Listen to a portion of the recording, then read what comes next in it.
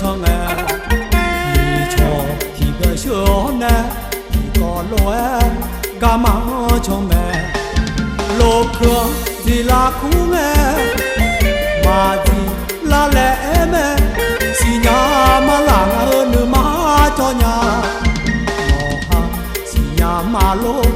mà lì mua mà ya mona nữ mà sa cơ chi ca yêu nè cho là cơ nghe nó mà ya mona là nữ mà nữ sa lá nha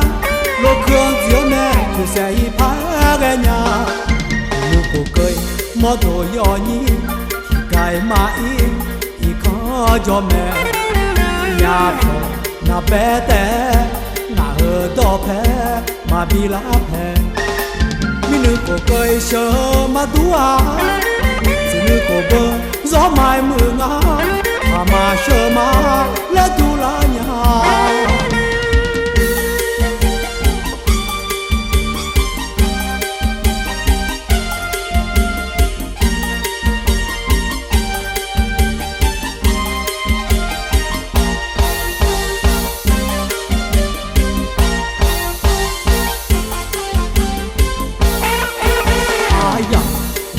thọ lo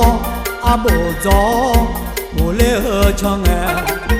đi cho đi cái sữa nè thì có lô em cả má cho mẹ lô khương thì là cú nghe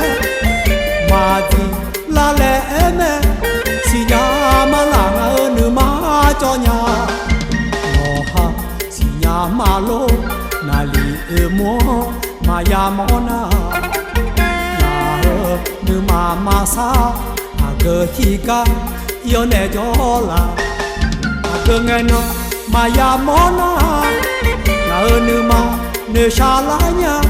lô khương diêu nè cô sẽ y phá ghé nhà nữ cô cười mò đồ yo nhi thì cái mà y khó cho mẹ nhà na bé té na hơ đỏ phé mà bị lá phé nữ cô cười sơ mà tua chỉ nữ cô bơ gió mai mưa ngã mà sơ mà lẽ tu lá nhà mà sơ mà